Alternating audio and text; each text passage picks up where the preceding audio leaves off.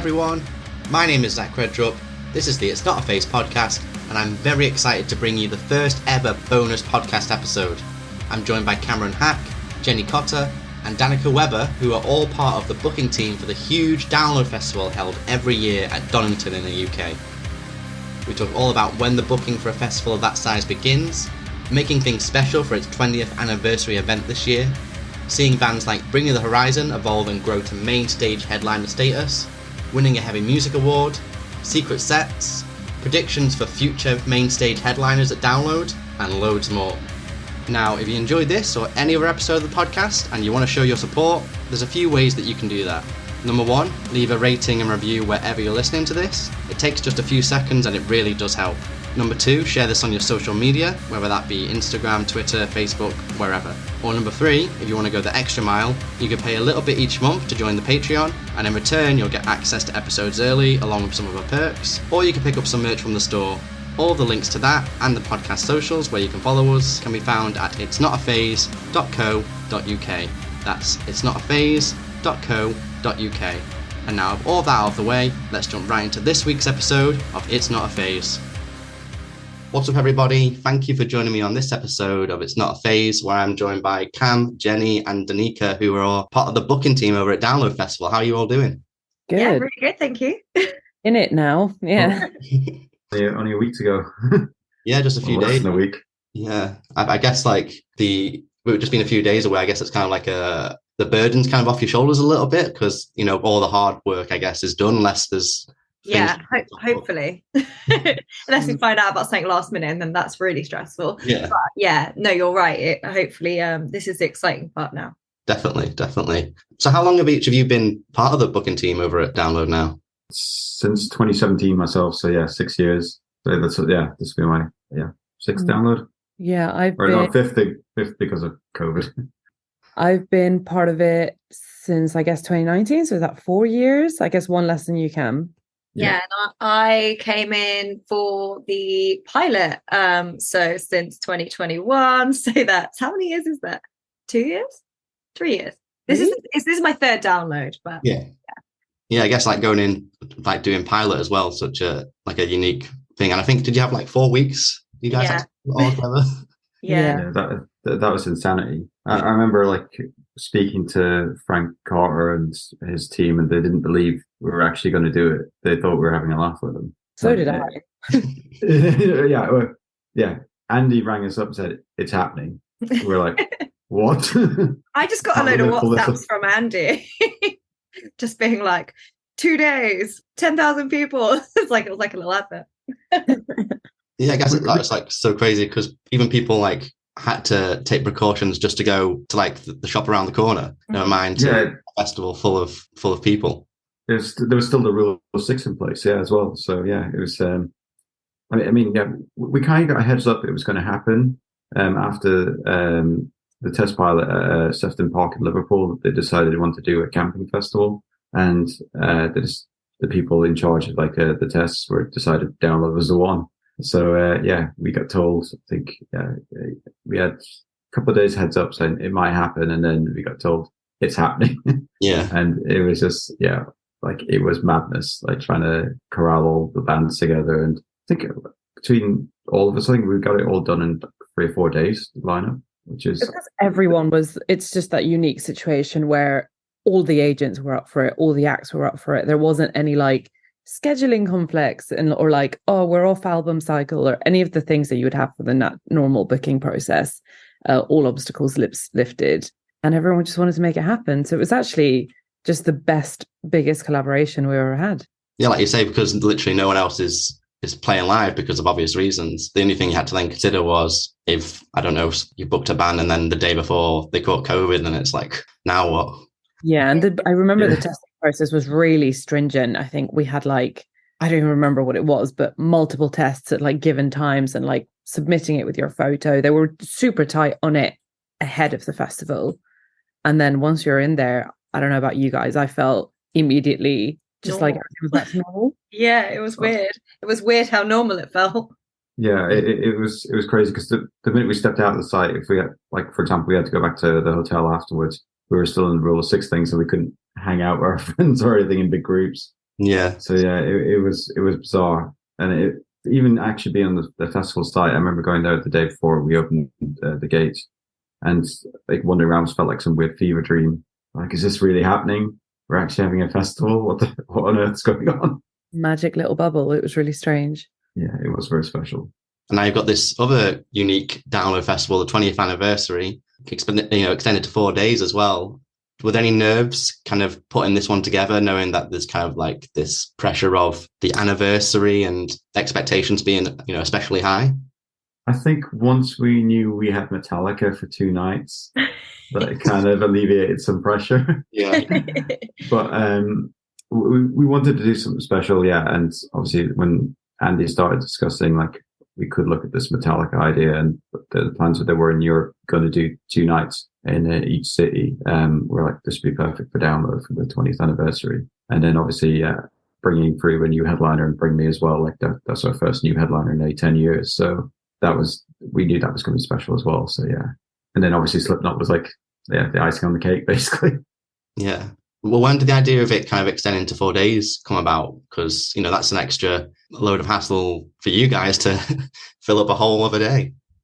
Yeah, we kind of made a rod for our own back with that one. When we first realized it was going to be the 20th anniversary, we were like, okay, we need to do something special.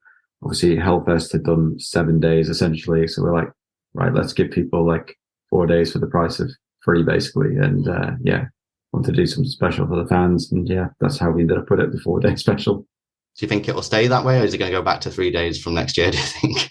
Yeah, we're going to go back to 3 days. Like I said, it's after 3 days of running a festival, we were absolutely exhausted. So 4 days, I'm hoping we survive this.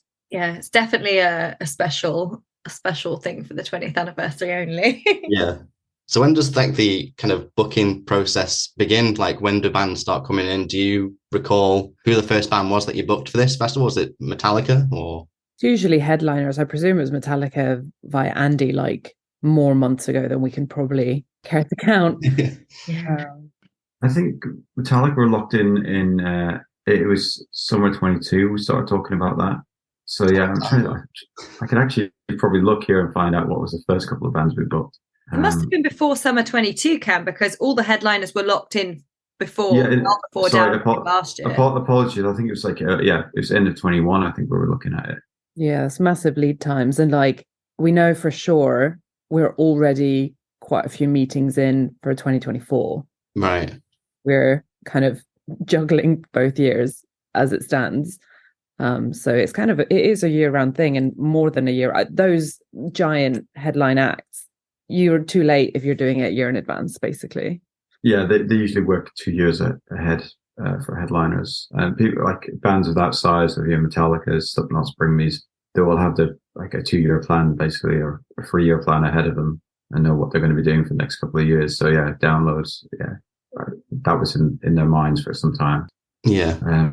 But yeah, looking now, I've just looked at some of the offers that we sent out. Yeah, we started booking for the rest of the lineup. I think it was August 22, and yeah, we moved pretty quick actually by the looks of things here. So yeah, but we've just literally sent an offer out for a second stage headliner today. So yeah, we're getting ahead of ourselves now. Yeah, me and Jenny love it. We love being super early. We're like, come on, guys, we're going to be late in like a month's time. Yeah, it's good to be over prepared. Well, especially because, like you say, if you're booking headliners roughly like 2 years in advance, because they might have been picked up by another festival, or like I think it was last year or the year before, Bring Me had their own like Malta weekender and stuff like that, and you've got all these exclusivity things to consider. Yeah, it is. Like those meetings, I don't think people grasp every single piece of information that gets considered into like booking a slot, which is like their touring plans, what exclusivity they have, whether it's better for them to play the year after or the year before, or like what tour they have in place. It's a million moving pieces, and like thank God for Andy, Cam and Sean, who kind of seem to know this stuff off the top of their heads just randomly, which is really cool. Yeah. How do you kind of go about then when you are booking for a festival lineup? How do you go about like divvying up who books what? Is it based on stages? Is it based on days? Is it based on, I don't know, the genre of bands? I don't know.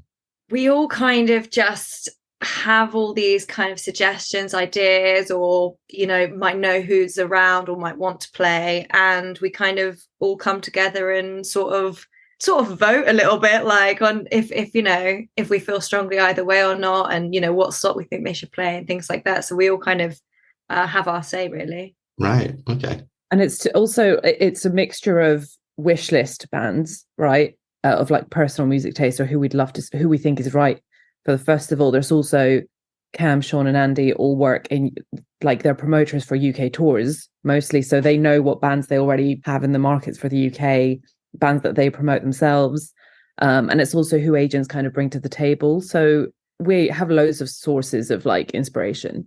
Okay. So like say this kind of sort of everyone brings in different names, and then it's like what makes sense into kind of like a voting kind of system, I guess, of what does make sense with whatever else is already booked in the lineup. Yeah, in like quite a formal way. We've got a democratic voting system. Yeah, the Democrats voting system being like, no, we don't want them. Or, yes, please, please, please, I really, really, really want them. Or me and Jenny come to the booking meetings and sometimes just ask the same band every single week, because we are very. There's certain bands.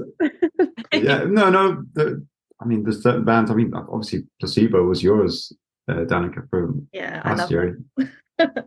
But yeah, like I said, between all of us, we kind of like work out. We've got a wish list, and sometimes the wish list doesn't actually translate to the final lineup due to touring touring schedules and recording issues, whatever, like if the band's available or not. So sometimes obviously we wish we could have this wish list and it would be the perfect festival for us, but it doesn't always work out like that, unfortunately. Yeah, I guess it also depends on when you are having these conversations with the bands that you're trying to book.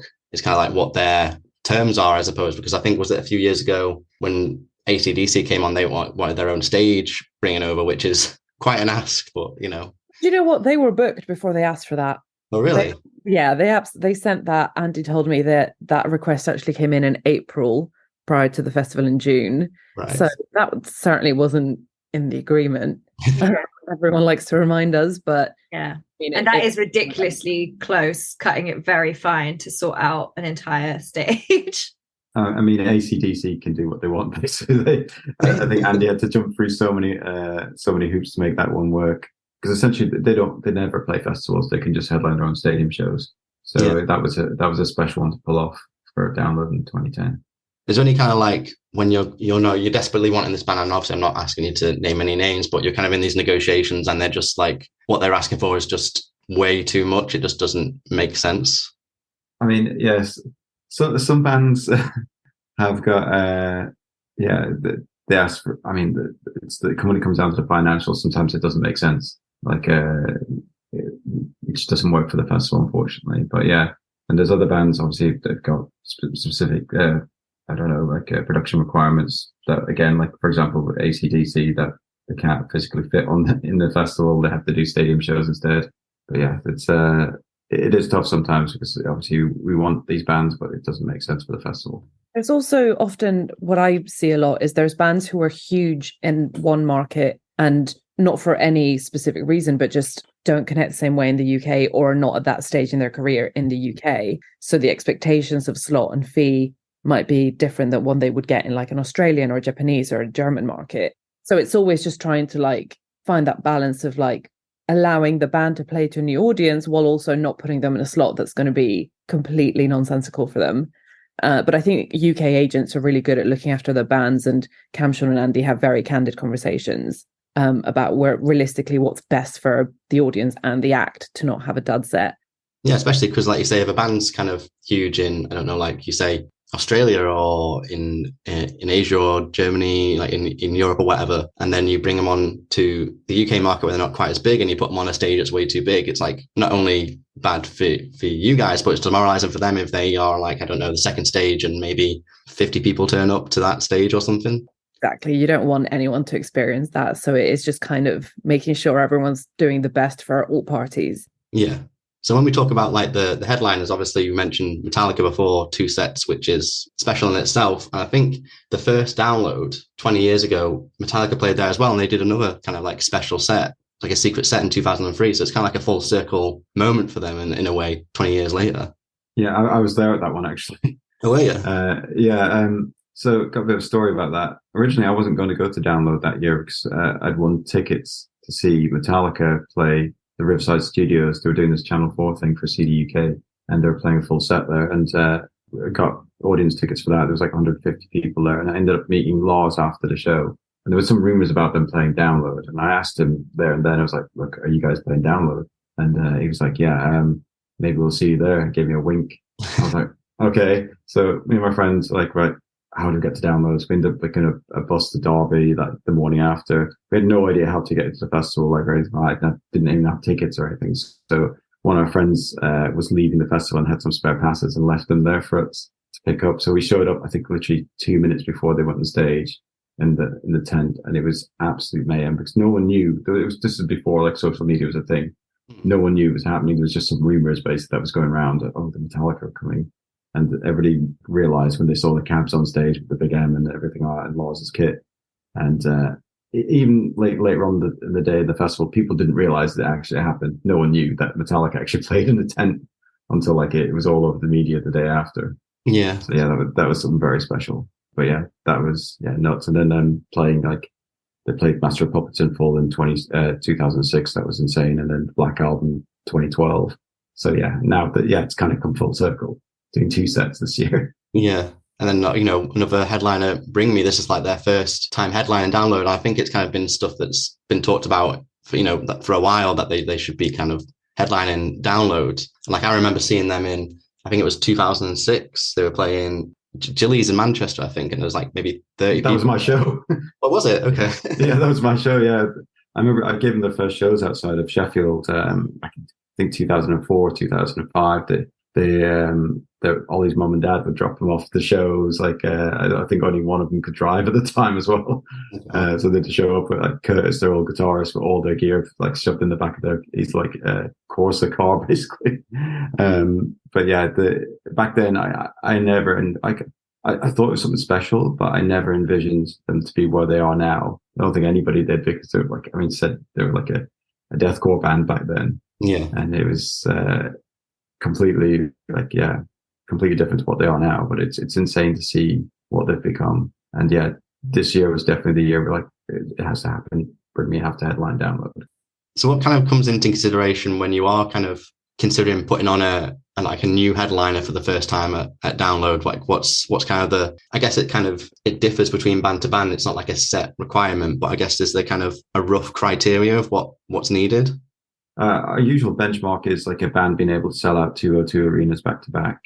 And like, there's a number of factors, obviously, like on album sales, ticket sales. Those are our main benchmarks, really. See where a band is at and if they're capable of headlining Download.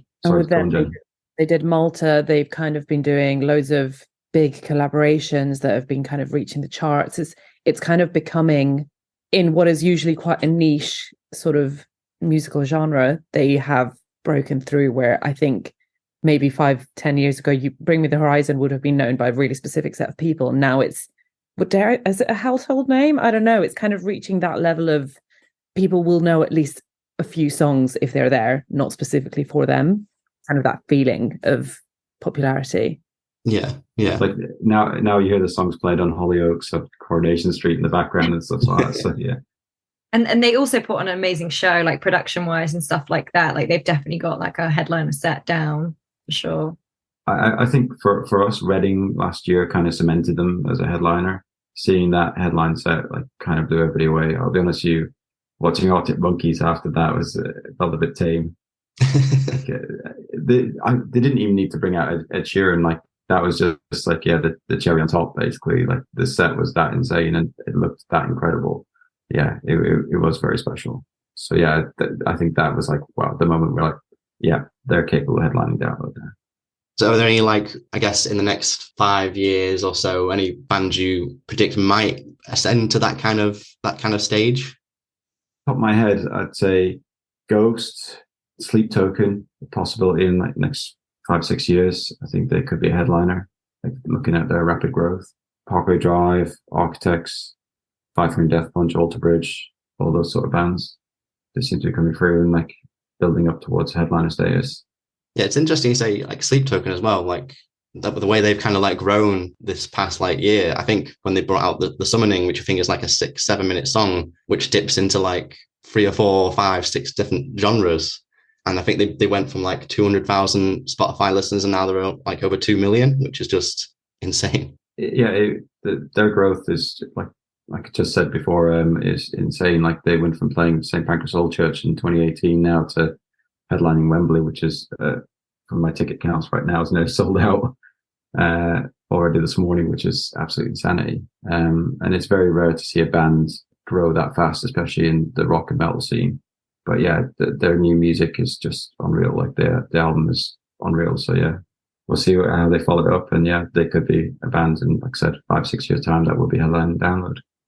So there's been like a few lineup changes recently as well on the bill. I know like Five Finger Death Punch had to come out, and you've placed them with Skindred, and you've got like the Stillers came out a few weeks before that, and you put them in with Bad Religion. When those kind of lineup changes have to happen, like obviously beyond your control, do you kind of have like I want to say like a reserve of kind of bands you would consider to fill potential empty spots on the stage? I mean, not in a really formal sense. Like we hope no one ever pulls out, ideally. But I guess there's always, we do keep an eye on who is kind of touring in Europe during the summer, you know, doing other festivals. They're always really good bands to hit up if you're stuck for a last minute slot.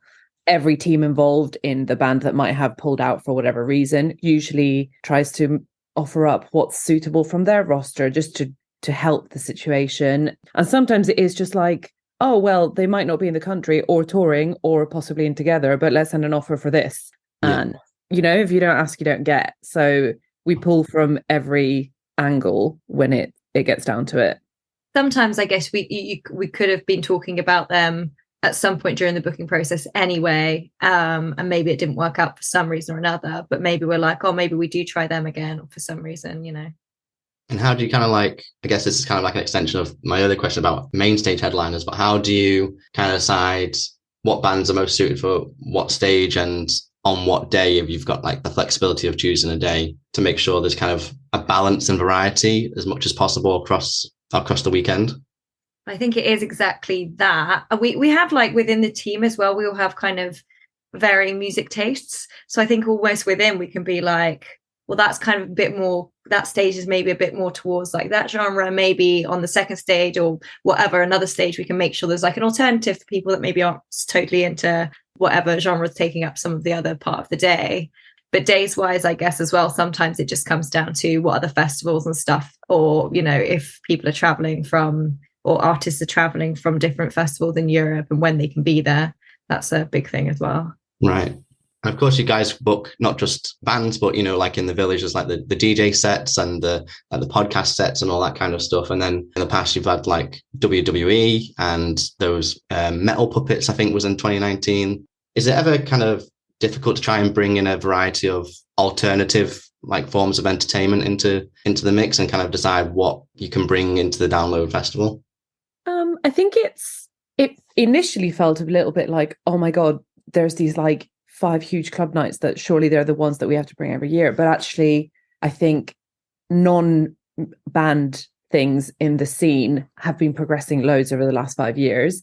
And you're getting a massive variety of things like certainly cover bands, but things like variations on bingo or a different take on a metal karaoke. Or we have, for example, like a drag emo karaoke that we're bringing in this year. And podcasts is relatively a new thing, certainly for festivals live.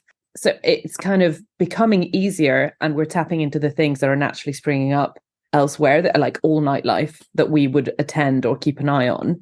It's really nice to be able to invite them into the festival setting, and it's kind of the stars are aligning a little bit for it. Yeah, I guess the difficult part can just the challenges can sometimes be just kind of more like a production side, logistics. And I guess as well with like capacities, like just what will actually physically work isn't always what we want. So we don't always get, you know, everything we ask for, unfortunately. But the things that we do make work are amazing. Yeah, I guess that's kind of like a different process, isn't it? In terms of like keeping an eye on what's what would actually work with the festival and actually is like relevant and would actually bring people in that people would be interested in, because obviously you can see bands touring schedules, whereas, you know, these club nights and podcasts and stuff, that's another process entirely of seeing what's going on and what's current, what's worth bringing in. And it's taking a risk on, like, a festival is usually like screaming, chanting, jumping, moshing, right? Will that translate within a like in-depth conversation with a guest for a podcast? Like, but we found out last year that yes, it does connect really well, because people who come to download don't just exist in download. They enjoy other things just as we enjoy other things. But it's being experimental with it while still not completely alienating everyone. Yeah, especially because, you know, unfortunately, like some, you know, metal fans in the community are kind of like very pig-headed and rigid, and they don't like kind of change too much. So you kind of, if you do want to experiment with these different forms of entertainment during the weekend, you've got to kind of like not go mental with it. You've got to kind of like slowly dip your toe into, does this work? Does it not? If it does work, can we kind of expand on it the following year? Yeah. And with tens of thousands of people, like there will always be someone who's like, this isn't hard enough, or this isn't metal enough. But for that person, there's also 10 people who are just like, I love seeing these two sides of my interests merge. Yeah. That I'm attending. And that's kind of the audience that we really want to try and engage with, because I think they end up making it the most fun. Yeah. Well, more recently, you guys won Heavy Music Award for Best Festival. So congratulations on that. I guess that must have been, you know, especially gratifying considering the fact that it's based off the back of public votes as well. Like the public voted for you guys to be the best festival out of the other nominees. Yeah, I mean, thank you. And yeah, it's amazing. And obviously we agree. it's also our favorite festival. But no, it's amazing to get awards and things like that, and to go to those kind of nights where like downloads recognized, because obviously we all put in so much hard work into it, but you know, not just us, there are so many teams, so it's kind of for everyone really. Yeah, it's just like having that recognition that obviously you're seeing it reflected in the fact that there's people wanting to go to download, it's sold out, but there's recognition, you know, kind of physical recognition of this award in your hand as well, that, you know, very heavy award. Yeah. Very heavy award, but it's really funny. Like festival category was in there, but it was also mostly artists winning like artwork or album or video, etc. And the disparity of seeing artists go on stage, that's obviously where they're comfortable, and receiving an award, and versus us who are just very much in the background and hardly ever on stage getting up was, for me at least, super nerve-wracking. And I think we tried to keep it as short as humanly possible, and got out of there. Not to say we weren't absolutely grateful, but really odd to be put in front of the cameras. Yeah, just like walk up, thanks very much, see you later. I see you at download, bye. Yeah. But it is amazing, like, and obviously download kind of is what it is because of like the whole community of fans around it, and the fact that they kind of stick with it, and new people come in, and to think like, you know, 20 years in, we're selling like 90,000 tickets to kind of like a rock festival, an alternative festival. It just shows that like how kind of alive alternative culture and stuff is right now, which is amazing. Yeah. And I guess what else, you know, kind of like a slight side note from what makes download stand out a bit more is you've kind of got a mascot, which is the download dog alongside it as well. The download dog's been there from the start. I think we got 3 costumes or something for download dog. I think there's 3 variations of him over the years, or maybe 4 actually. 1 pink and 2 red, and they all have slightly different features. And yeah, he's definitely gone through a few character changes, but he remains strong. Yeah, and they're always just hanging around in our office. Yeah. Usually Cam's office, just to quickly get there. One of the heads, I think it's one of the red heads, is in my office. But yeah, the download dog looks ripped. I've never seen it. It looks like it's been hitting the gym quite a bit. So yeah, the original download dog is quite pudgy actually. Maybe it was all the workouts during lockdown when you couldn't do anything. Yeah, it's got these mad eyes as well that light up. that like massive metal head as well, and the field that you put in as well. Yeah, I don't know where that's gone. Yeah, we don't have it this year, unfortunately. But yeah, I don't know if it got damaged, or I don't know what exactly happened to it. Yeah, which is sad. So I mean, like on the subject of a festival, you know, there's so many across the UK. You know, you mentioned Bloodstock, Slam Dunk, Outbreak, 2000 Trees, Octangent, just to name a few. Did their like lineups ever kind of influence how you would cater to download? Do you kind of like see what bands are popping off? Because I guess they're kind of slightly more niche festivals, like Outbreak's a bit more niche and Slam Dunk's, I guess, a bit more pop punk orientated for the most part. Does it kind of influence where you would take download? Yeah, I mean, year of the festival, then sometimes if they have certain acts, then it means we can't, depending on, exclusivity and stuff. But yeah, I mean, we go to a lot of these festivals as well. So, we've just been to Slam Dunk, and we've definitely seen acts there that we'd love to have in the future and stuff. So I would say it definitely kind of gives us inspiration and helps us find new acts too. And I think a lot of festival organizers are friends socially and also would have communications about like who they're hitting up this year, who are we hitting up this year. I think the inspiration flows both ways, and because you're not ever putting on a 1 year standalone event, we're all trying to come back every summer. So I think there is, I don't know if the word is collaboration, but it's certainly not just like gatekeeping in any way. Yeah, there's an open line of communication between us and, like, for example, Bloodstock, 2003, Slam Dunk. We all kind of discuss amongst ourselves which band we're going to go for, just so not everybody's like clamoring for the same bands as such. But yeah, like all the guys from Bloodstock, 2003, Slam Dunk, they come to download and we go to their festivals, vice versa. So yeah, we all take inspiration from each other's festivals, I think.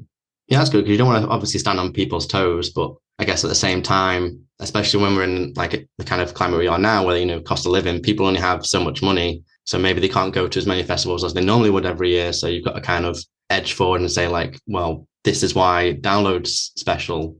Yeah, it's hard. But also, I guess in saying, yes, they're all kind of a bit more niche genre-wise. They all have their USPs. I think one of download's main ones is the sheer size and scale of it.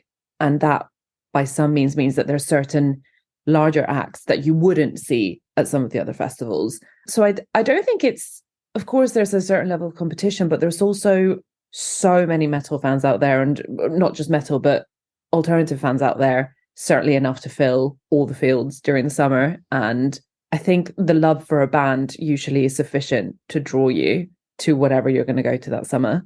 Yeah. Who are you most looking forward to seeing yourselves this year at Download Festival? Who are you looking forward to catch? Evanescence and Placebo. I mean, loads, to be honest, but those are the ones that I always think, yep, got to make sure I see them. I'm a massive Ghost fan. I am really, really intrigued to see Electric Callboy just in a festival setting, which I've not seen before. Yeah, both of them.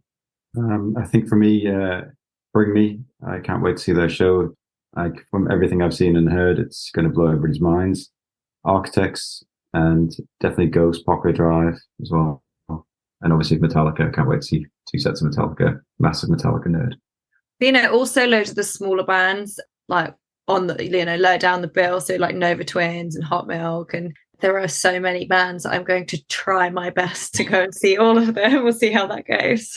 You get your cardio in, walking from one side of the festival to the other to make sure you don't miss as many people. Yeah. Well, this year we've been granted buggies, so hopefully we can get around. Yeah, I might not have the same bruises on my feet that I had last year. Yeah, I think our step counts for each of us last year was ridiculous. I think it was like 50,000 or something per day for me or something. Extra day today, so this weekend. So I just we'll see. We've got to conserve our energy. Hopefully we're still standing by Sunday. Got to watch out for clashes then, I guess. That's always the bugbear for any festival, isn't it? Yeah, it's tough. I mean, we don't take pleasure in ever having to have a clash, but there's just no mathematical way of doing it, really. I think otherwise. Yeah, well, there was, I can't remember what year it was. There was this band that was on a download called Iceman Thesis, and it was they played the same. It was like obviously not the same band, but the same band playing 2 different stages at the same time. Like, yeah. I still don't even know who the hell was in Iceman Thesis. It was such a close guarded secret, that one. Like, no one actually knew anything about it. Like perhaps even more secret than Sleep Token, I guess, but which is saying something. Yeah, it was a bizarre one. Yeah, no one knew anything about them. I remember seeing one of the sets and going, what the hell is even going on here? Yeah. I still usually, eventually we get to find out who's behind like a masked act, right? I still don't know who Black Gold are. Yeah, I don't either. I'm waiting to find out. Yeah, I don't know that either, but Yeah, my thesis was just like, because me and my friend were like, they can't obviously play at the same time. They just can't. So he went to one stage, I went to the other, and I was like, I'll text you when they come on. And we both text each other at the same time. I was like, right, so what the hell's going on? Weird. Yeah, I remember hearing about that. I mean, there's a mannequin with a notes tab taped to it to the Live Nation office, and it was just in the lift. Brandy, apparently. It's very like threatening almost. Terrifying. Jesus, I didn't know that story. Yeah. One of the biggest secrets of downloads, still going strong. Well, thanks very much for your time, guys. I really appreciate it. I know you guys are busy, so I will let you go and enjoy the rest of your day, and hopefully you have a good weekend as well. Before I let you go, do you guys have any final words, any parting words of wisdom, anything you want to say, anything you want to plug? The floor's yours. Well, thank you so much for having us. It's been lovely to chat to you. I would say if you're going to download, just keep an eye on your app updates and things that might pop up on there over the weekend. Wink, wink. Some secrets. Just some small secrets. I would say come to download 2024, please. Well, I don't have any advice, unfortunately, but I'll see you at download next weekend. That's more than enough, Cam, thanks. Well, yeah, thanks again, guys. I'll let you go. And yeah, I'll see you at download. See you at download. Thank you. Bye. Bye. And that is it. Thank you so much for listening. Again, if you enjoyed this or any other episode of the podcast, then please leave a rating and review wherever you're listening to this. If you want to support the podcast further, you can go and give it a follow on social media, pick up something from the merch store, or subscribe to the Patreon to get early access to episodes. All the links can be found at itsnotaphase.co.uk. That's itsnotaphase.co.uk. Thanks again, hopefully catch you on the next one, and remember, it's not a phase, it's a lifestyle.